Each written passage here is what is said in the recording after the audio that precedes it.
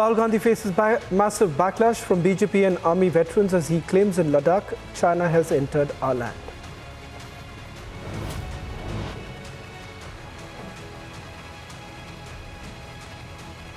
After Digvijay stoked controversy saying no like violence may be engineered in Madhya Pradesh, Amit Shah hits back at Congress leaders' fear-mongering. BJP President JP Nadda and Union Minister Anurag Thakur visit Shimla tragedy site, announces relief package for Himachal Pradesh. Face-off over NEET escalates, DMK holds a statewide hunger strike against centre and governor. ISRO confirms Chandrayaan-3 landing at 6:04 in the evening on 23rd of August. Countdown on for India's mega moon mission. Major setback for Russia's moon mission. Agencies report Russia's lunar 25 crashed into moon's surface.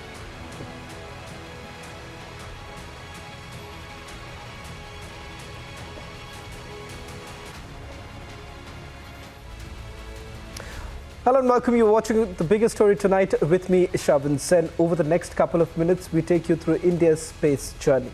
Almost every Indian would be waiting the bated breath as far as the lunar mission is concerned. The excitement is certainly palpable. With less than just about 70 hours to go, all eyes are on India's mission moon. ISRO, in fact, has confirmed that Chandrayaan-3 will be landing on the moon on 23rd of August. That would be around 6 o'clock in the evening. The second and the final deboosting operation of India's moon mission. Chandrayaan-3 successfully completed this morning. The last 70 hours, in fact, happens to be the most critical. In fact, we're also joined by special guests who help us understand why exactly the next 70 hours are going to be extremely crucial and why it becomes extremely important perhaps to focus on how this entire deboosting takes place, the final orbit that it is in, and what does it essentially mean for India and its space journey over the years to come, if at all the soft landing takes place. Joining us on this broadcast is Srijan Pal Singh. He's the founder of Kalam Center, CEO of Homi Lab. He's a senior scientist. He's joining me in the studio. Suresh Naik, a senior space scientist, and Mr. R.C. Kapoor, space scientist, joining us on this broadcast. Thank you very much, gentlemen, for joining us on this broadcast. But before I take it forward, let me also play out that interview we did with the chairman of ISRO, Mr. Somnath, when the liftoff actually took place. Listen to what the ISRO chairman had to say, and then we carry on with our discussion. Dr. Somnath, talking about Chandrayaan-3, and if you look at both the mission, Chandrayaan-2 and Chandrayaan-3, what is it that we have done differently this time? As I understand, some bits that I was going through, that the difference in the payload, etc. But just to understand, how are you working on the very aspects which turned out to be very challenging? The previous mission had 4 phases. Even the first phase was considered to be extremely challenging. But what we saw, the soft landing turned out to be the bigger challenge. This time, how are we doing things differently? See, landing on the moon is always a challenge. It has been the challenge from the past also, even while the US was sending their astronauts. But there was an astronaut to control the landing process at that time. The human was in the loop. But today now we are doing with a computer, with an algorithm, which is the brain of the system. And this algorithm has to foresee what all can happen. And it has possibility of doing things only what we have envisioned for it to do. It cannot do anything different. Unlike a human being who can make a new design or new approach right there when he faced some challenges. And actually it happened in earlier moon missions. Human being was deciding certain things which a computer couldn't do at that time. Now coming back to the Chandrayaan-2, see, we create scenarios of landing. Scenarios can be hundreds of scenarios of the initial conditions variations, the position where we land, whether we should exactly land, or I take a decision that for me landing is important than the location. Landing on a stone or a crater is more important than falling at very high velocity and crashing. These decisions a computer cannot take. So what we now looked at is create scenarios of wider dispersions and possibilities of failure of various kinds. and look at how still the craft will land softly. Build all of that intelligence into the computer. This is precisely we did.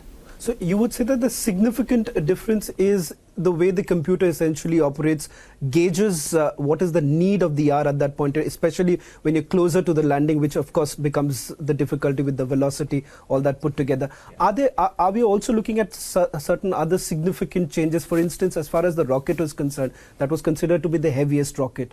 What are the other aspects that would you say is perhaps the first of its kind as far as Chandrayaan-3 is concerned? See, when I said that, it was in such a brief to say the essence of that change. But to implement that, that particular goal of handling possible variations of larger extent, it means making certain changes in the hardware. There were many changes in the hardware to accomplish that. One of them is that we were landing with a single engine last time. Now we are going to land with 2 engines this time. Because the mass of the rover is higher and we cannot handle with single engine. Second is we are having more fuel on board to handle dispersions of wider extent. So we have to load more fuel, which calls for change in the hardware design, tank design, everything we have modified. Third, we have more power generation on board.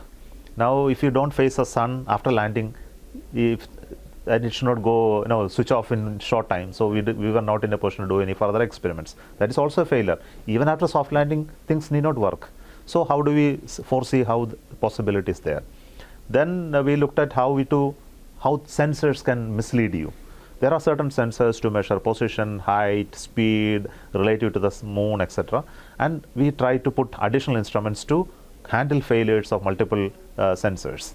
Then we have additional images that are obtained from the Chandrayaan-2 orbiter loaded onto the lander so as to handle the location more effectively. So once you get the onboard stored image, which is from the Chandrayaan-2 and the actual image, they will compare and see I am right there, and we can make a landing more precisely. Finally, we expanded the landing zone to a much larger area so that in case we find any deviations, it can still land safely rather than land at the exact location. So we widened the possibility of landing to a greater area. So, and algorithm, software is also given a lot of freedom to make those changes and approaches. And finally, with all of this, we did large number of testing and simulations to prove that our approaches, our algorithms, our sensors, our failure modes are validated before the actual launch. So this is fundamentally the converting the goal to the action.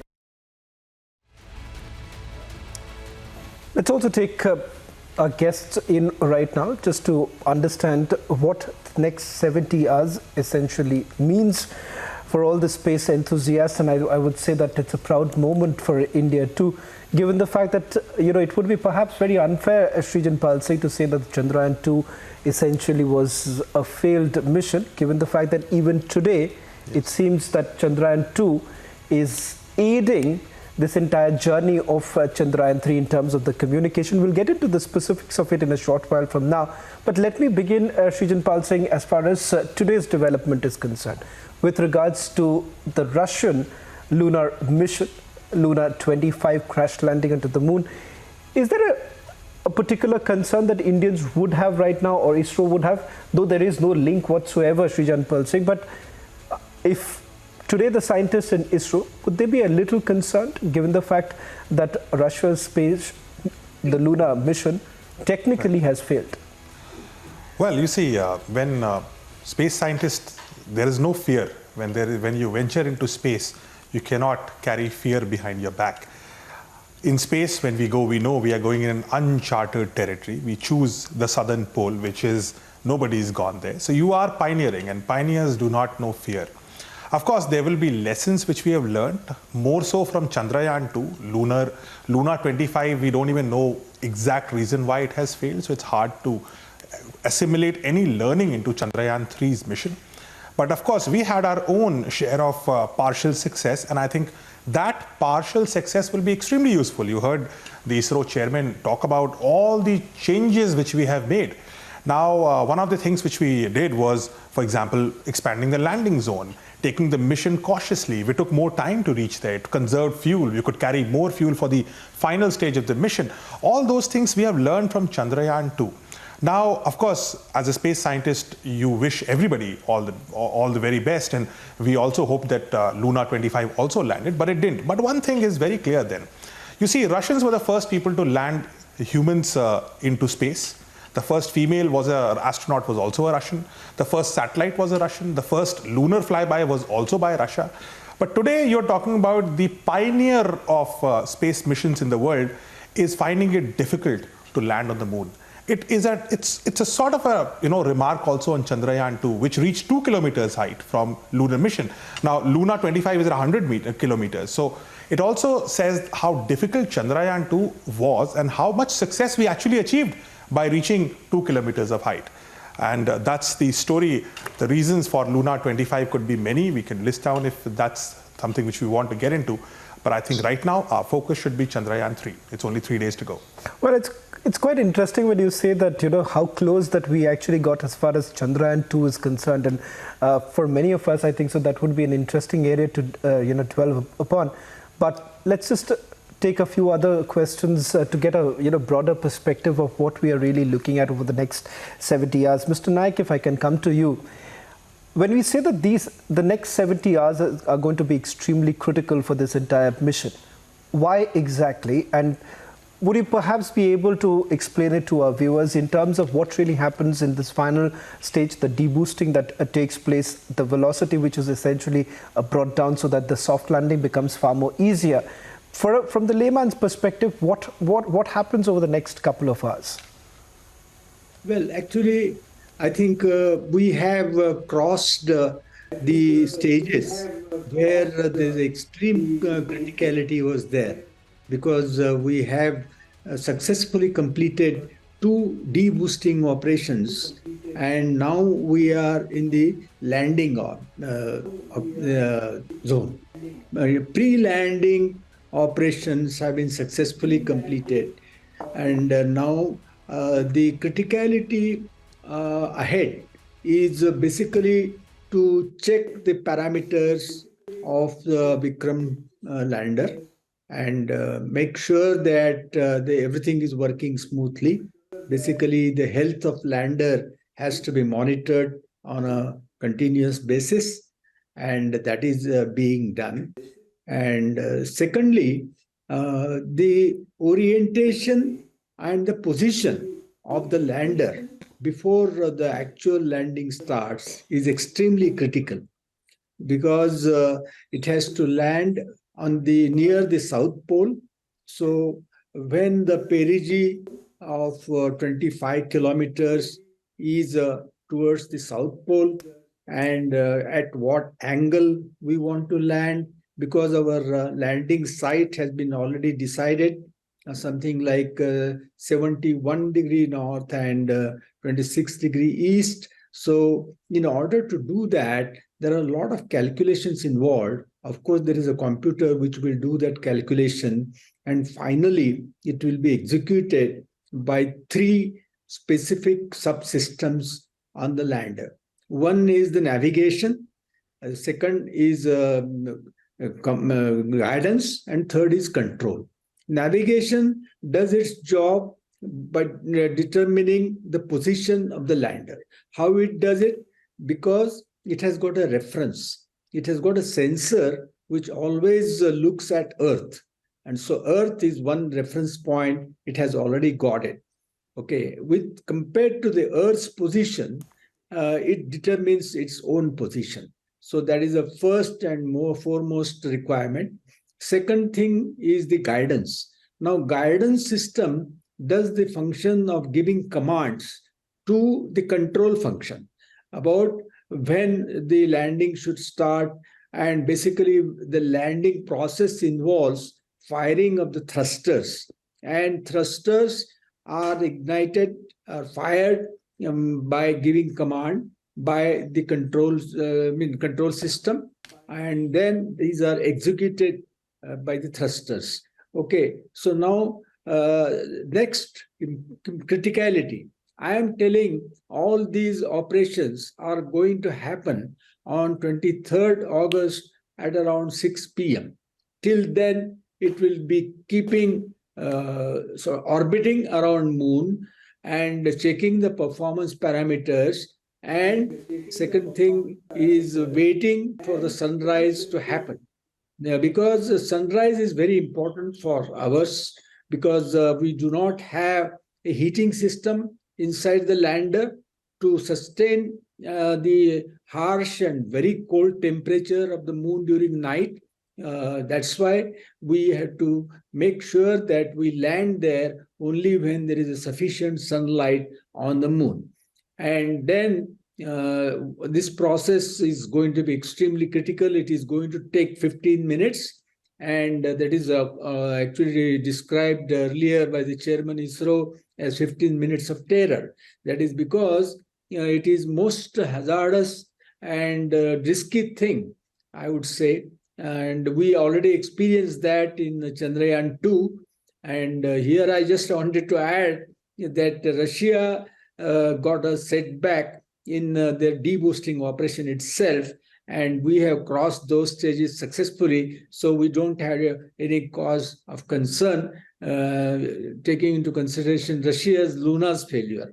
Okay, so we have already crossed that stage, and we are now in a better position compared to Lunar 25. And actually, I would say here, though it is very unfortunate for Russia, in our case, the old adage, slow and steady wins. So that is what I wish it will happen. Now, coming back to the process of landing, you see, there are different phases in the landing process. It starts with a very high velocity of 6,000 kilometers per hour. That is 14 times faster than the fastest bullet train in the world.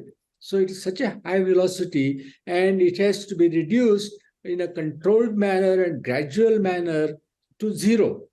Okay, before, of course, zero, the last portion of, let us say, 10 meters and a little bit above is something like 1.7 kilometers per second, per hour. So 6,000 kilometers per hour to 1.7 kilometers per hour, that is 1,000 times reduction in the velocity. Right. It's not an easy thing. And that has to be completely controlled. And Absolutely. that control is, as I said, these are the four very important things. Another important thing is the velocity measurement of the lander while it is coming down continuously. And second important thing is its altitude. And for this, we have got redundant systems. That means multiple systems. If one fails, we have got another one. So we have taken almost everything into account. And as Chairman was saying, that the failure scenarios have been imagined and we have incorporated to overcome them. So what actually finally is going to happen is when we come to the last phase, and there also we have taken one more precaution. Earlier, what happened was there was a dispersion, what Chairman was saying. Dispersion means basically deviation in your path. And this happened presumably because we had five number of thrusters on the lander.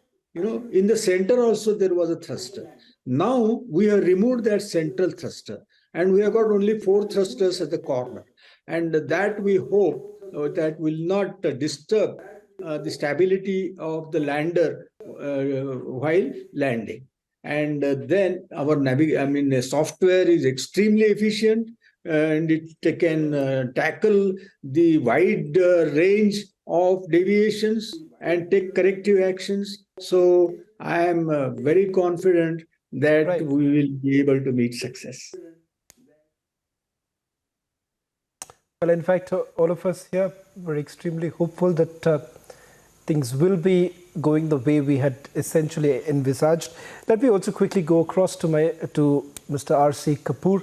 Mr. Kapoor, the other thing that I found very interesting when I was having a conversation with the ISRO chairman was the uniqueness of the mission. The reason why I use the word uniqueness is this. There is an Indian thought process to it. The linkage between Chandrayaan-2 and Chandrayaan-3. Even today, what I understand is that the relaying of the communication line would essentially be going through Chandrayaan-2 and finally to the communication center here in Bengaluru. I found that very interesting. But apart from that, there are several unique aspects of this entire mission too. I was just thinking if you could perhaps help us understand why we are calling this. One, of course, with the budget that it has been made. Secondly, the uniqueness of this project in comparison to the lunar mission of other countries. So far now, the lunar missions of the other countries have been mostly in the equatorial region. And South Pole or South Polar region always look mysterious. And actually, I feel that after the signatures of the presence of water on the surface of the moon were received in 2008, then interest also veered towards trying to explore that part of the moon's body. South Polar region, it's actually sun rays are in a very highly sort of inclined position because, for example, at the point where Chandrayaan-3's lander is going to land, there the maximum elevation of the sun in the sky is about 19 degrees, which it's going to witness on 28th of August this time. And so it's quite a low. And then ISRO also made sure that at the time of landing, the sun should be high enough so that its light is not blocked by anything higher structures in the vicinity. So 6 degrees was sort of considered as a sort of threshold elevation. So at the time when Chandrayaan-3 lander is going to land, the sun will be about 8 to 9 degrees high in the sky.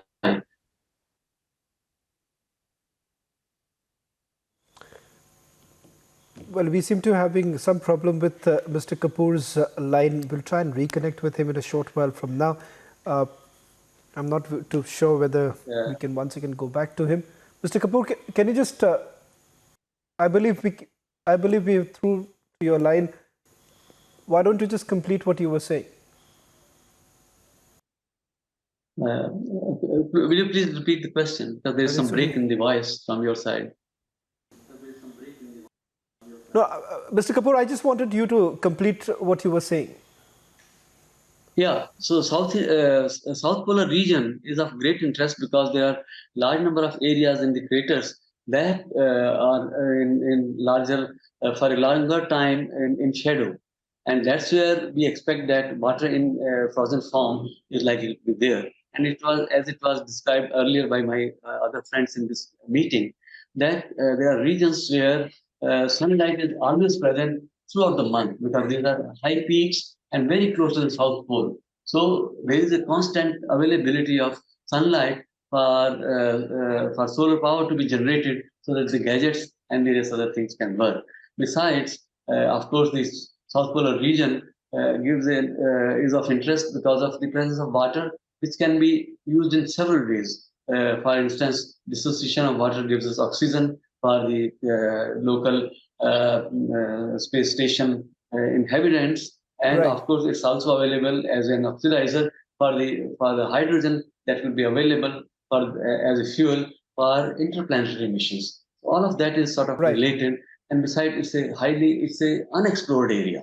So the human tendency is to always ask the question, what's beyond the horizon? So this is how everybody is interested. And so far now, those attempts had not been made. So now it's in the lap of India to do that. Right. And I was expecting that Luna 25 also lands there, one after the other. These two are going to land. And their exploration with their own kind of instruments is going to be very similar. Say surface composition and the composition of the thin atmosphere just above the surface, and the various properties of the below the soil and the interior of the moon. So then it would have been possible to make comparison of our results with them. But somehow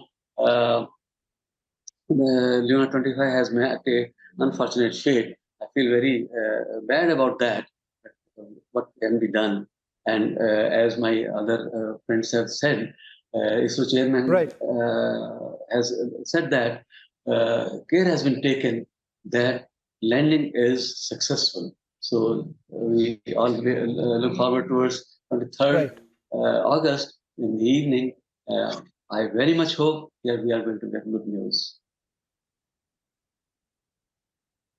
Well, thank you very much, gentlemen, for joining us on this special broadcast. Over the next few days, we're hoping that we'll be seeing you all more often.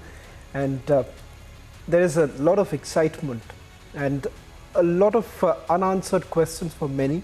So we're hoping, gentlemen, that you'll be back once again answering those questions for our viewers. Thank you very much for joining us.